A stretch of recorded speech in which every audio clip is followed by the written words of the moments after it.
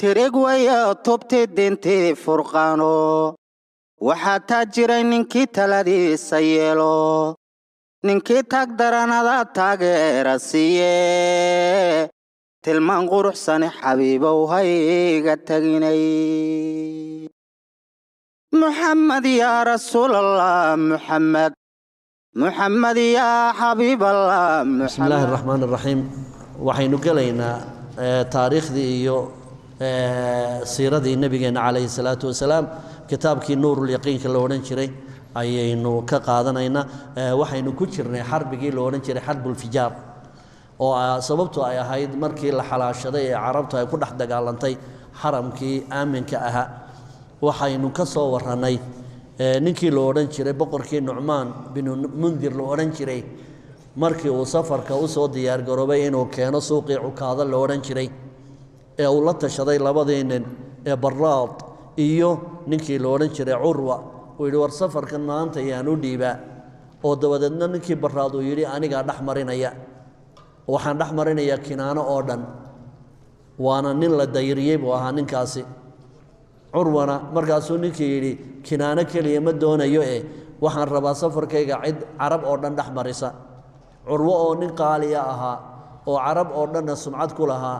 oo magantiisa aan cid u dhawaan karin ayaa wuxuu yiri maanta safarkaaga aniga ku magan gelinaya oo ninka odayga Baraad hadii aad maanta dayrisay alla ilaahay waxaad ka badbaaday nacdashii bini aadmiga oo waa lagu wada nacladi lahaa dabadeedna ninkii Baraad loo oran jiray wuxuu go'aansaday ninkan lagu yiraahdo Urwa inuu kow kaga siiyo sidii buu yeelay Urwa dilay markii uu dilay buu tolkii u qaylo diray oo wuxuu yiri ninkii Urwaan dilay qabiilkii dagaalyahanka ay reeqays buu ka dhashay weerar baa kulay idinku soo maqanay iska diyaar garooba fariinta uu diray baa inoogu dambeysay wayuhdiruhum qaysan qawma Urwata wuxuu uga digayay reeqays baa idinku soo socda waa qowmkii Urwa ka dhashay wa amma qays qabiilkii qays loo oran jiray falam talbath maysi sugsuginba bacda an balagaha al-khabar markii khabarkii dhiilada lahaa uu u yimi qabiilkii reeqays ee Urwa ka dhashay markuu dhiiladii ay u timi khabarkii dhiilada waday markuu u yimid maysi nagaaninba an hammat si ay iyadoo ku hamiyaysa litudrika inay gaadho ثأرها أرجوسي جدا الثأر وأرجوسي جوية واجعل ثأرنا على من ظلمنا وتلقود عيستو الثأر وحويان أرجوسي جويانو أينو محن قرآن ذي النضونا نبي مركب قوان سطي حتى أدركوا قريشا وكنانة بنخلة وحي وجتجين ويكسوا جارين قبيل كي قريش لورنشري وكنانة أي كم تاي ayaa waxa la isku soo gaaray meesha nakhla la yiraahdo nakhla hadii aynu tafaasiirta aragno waa halkii ilaahay uu inooga warrami doono wa id sarafna ilayka nafara min aljin yastami'una alqur'ana halkii nabiga kaleeyhi salaatu wasalaam jinku quraanka kaga dhageystay ma bayna taa'ifin wa makkah wa meel u dhaxaysa taa'if iyo makkah ayaa lagu kulmay quraysh oo iyana warkii haysa in qays aanu nagaanayna garanaysa ayaa halka reer Kinaana ay isku sii diyaarsadeen faqtatalu dagaal baa fooda la istaray walamma ishtadda al-ba'su markii dagaalkii adkaaday waxamiyat qaysna ay aad dagaalkii ay dardar u gelisay ihtammat waxay dhufays ka dhigatay quraysh biharamiha waxamiyat ay dardar geliso kululaysay qays baa dagaalkii aad u dardar geliyay oo waxa wacdara muujiyay markii laga xoog batay nimankii Quraysheed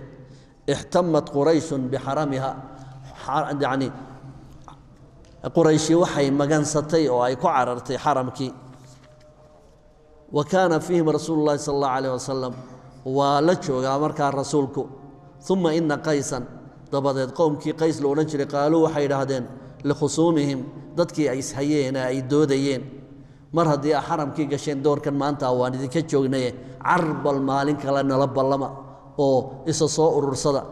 inna anagu bay yiraahdeen la natruku dama urwata sinaba uga tagi mayno dhiigii urwa fa maw'iduna ku'ukada ballankeenna labaad waa suuqa cukaada marka loo ballansan yahay alcaam almuqbil sanadka soo socda waa inoo cukaada wansarafuu ilaa bilaadihim qabiilkii reer qays way gurya noqdeen yaxridu bacduhum bacda ayaga oo dhiiri gelinaya taxriidku waxa weeye dhiirigelin waxay yidhaahdeen dagaalka dambe waa inaynaan u kala hadhin ayaa reer qays isku sii booriyeen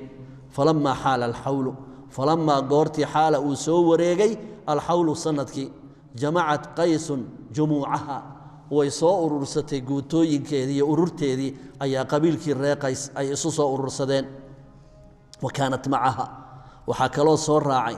haqiifun wahayriha qabiilkii haqiif la yidhaahna way soo kaxaysteen iyo kuwo kale wa jamacat qurayshun qurayshoo dhinacii kale ahana waxay urursatay jumuucaha wixii ay urursan kartay oo min kinaanata oo reer kinaana iyo walaxaabiish iyo guraangurkiiba wahum xulafaau quraysh wixii ay isku bahda ahaayeen isbahaysatadii quraysh ay dagaalka ku bahoobeen ee kalena way u habarucatay qurayshi wa kaana ra'iisu bani haashim qabiil kasta oo markaa qurayshihii wuxuu sameeyey cid hogaamiye ah oo abbaanduule ah bay samaysatay wa kaana ra'iisu bani haashim reer bani haashim oo jilibkuu nebigu ka dhashay ah waxay oday ka dhigatay oo maxaanku dha dagaalgelye u noqday zubayr binu cabdilmualib odayga la yidhaha zubayr binu cabdilmualib oo nebiga adeerkii ah wa macahu ikhwaanuhu zubayr waxaa la socda walaalihiis abu aalib baa la socda oo xamza la socda oo cabaas baa la socda wabnu akhiihi nabiy alkariim waxaana la socda inankii walaalkii uu dhalay oo nebiga kariimka ah ayaa isna la socda wa kaana bani umayata jilibka reer bani umaye oo quraysh ka mid a waxaa abbaanduulkooda ahaa calanka iyagana u siday xarbi binu umaya odayga la yidhaha xarbi binu umaya oo abaa sufyaan binu xarbi dhalay ayaa isna qowmka reerka la yidhaahdo bani umaya isagana xalanka u siday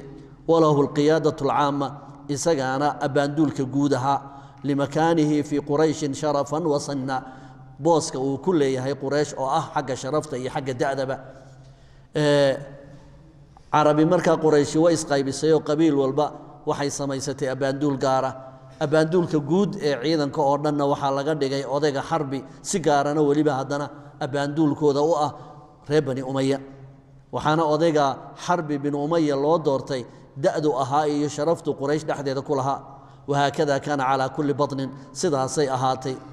jilib walba oo min butuuni qurayshin oo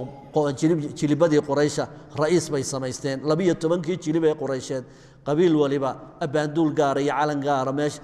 aag ay ka dagaalgalaan bay yeesheen uma tanaajashuu alxarba waxaa fooda laystaray dagaalkii tanaajashuu waxaa fooda laystaray alxarba dagaalkii ayaa la curiyey oo labadii dhinacbaa dagaalkii isugu yimi fa kaana yowman waxay ahaatay maalinoo ashadda ayaami alcarabi hawlan maalmaha carab maalmihii ugu dhibaatada badnaa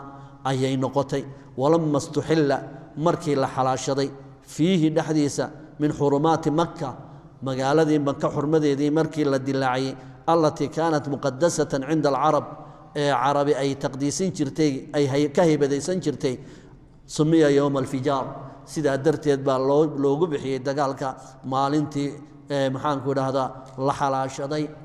dunuubtii waaweyneyd iyo kacbada xurmadeedii saasaa dagaalkaas ugu macbahay wakaadat daa'iratu laakiin libintii waxay ku dhowaatay taduuru calaa qaysin in laga gacan sarreeyo qowmkii qays la odhan jiray wakaadat waxay ku sigatay addaa'iratu in guuldarradii taduuru ay ku wareegto calaa qaysin qabiilkii reer qays la odhan jiray xata inhazama bacdu qabaa'iliha waxaana jabay qaybo ka mida qabaa'il ka mida qays walaakin adrakahum waxaa maalintaas soo haleelay arrinta man dacaa dad mid ugu yeedhaya dadka almutaxaaribiina labadii qabiilee dagaalamayay lisulxi markay halkaa marayso daa'iradii inay wareegto calaa qaysin ay ku soo wareegto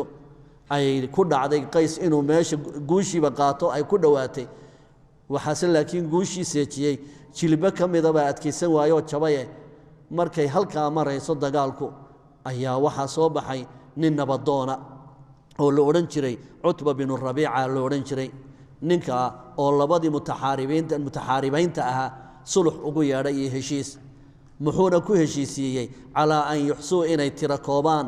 qatla alfariiqayni labada dhinacba wixii ka dhintay faman wajadat qatlaahu qabiilkii hera inta laga dilay agsara inay ka badan tahay akhada diyatahu zaa'ida ha qaato diyadiisa wixii dheeraada wixii dhintay ha laysu tuuro wixii dheeraadana diyadooda ha la siiyo fakaanat liqaysin ziyaadatan dabadeedna dheeraadkii waxaa yeeshay qays akhaduu diyataha waxay qaateen diyadii min quraysh bay diyadii ka qaateen waxay yidhaahdeen annagaa dheeraad dhimasho ah leh intaasoo dheeraadaa naga maqan diyadii baan rabnaa haya sidaasaa lagu heshiiyey watacahada biha arrinkaa waxaa ballan qaaday xarb ibnu umaya odayga laydhaa xarb ibnu umaya oo abbaanduulkii ciidanka quraysheed oo dhan ahaa ninkaasaa yidhi wixii magna lagu yeeshay anigaa mas-uulka ah warahana wuxuuna rahaamadii dhax u dhiibay lisadaadihaa bixinteeda waladahu abaa sufyaan binu xarb inankiisii ayuu yidhi inankaygaasa dhax loo haynaya oo rahaamad aan u dhigaya inta aanu quraysh haddaanu nahay magtii idiin keenayno reer qaysow wahaakada intahad haadihi alxarb sidaasay ku soo gebagabowday dagaalkaasi allatii kaiiran taasoo sida badan maa tashbihu xuruub alcarab waana siday u badan tahay bay u eg tahay xuruubtii carbeed unbay matashaa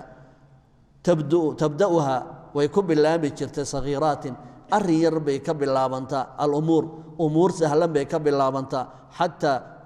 allafa allaahu bayna quluubihim ilaa markii dambe ay gaadhay inuu ilaahay quluubtooda isu soo dumo oo nebi moxamed ilaahay u soo saaro intii ka horraysay mar dagaal wax yaroo fudud ka kaca ayuunbaa sidaa kumayaal isugu jabi jireen arrin yaroo sahlan ayuunbaa kumayaal isugu dhiman jireen xataa allafa allaahu bayna quluubihim ilaa ay gaadhay markii dambe inay diin islaamka qaadato oo ilaahay qalbigoodii isu soo duma mooye wa asaaxa canhum oo ilaahay ka leexiyey haadihi dalaalaat mugdigii ay ku jireen biintishaari nuuri lislaami baynahum sababtana ay lahayd islaamkii dhexdooda ku faafay ayaa ilaahay dhibaatadii nooca ahayd iyo dagaalkii xuruubtii adadkaayo kumayaalka ubaxa ay ku li'an jireen waxaa ilaahay kaga badbaadiyey markii diin islaamka iyo nuurkeedii faafay ee quluubtoodii ilaahay isu soo dumay oo isu keenay ayay badbaadadaa heleen casharkeenna maantuna halkaa haynoogu joogo hayga taginay محمد يا رسول الله محمد يا حبيب الله محمد مغانتادنا هيا يا محمد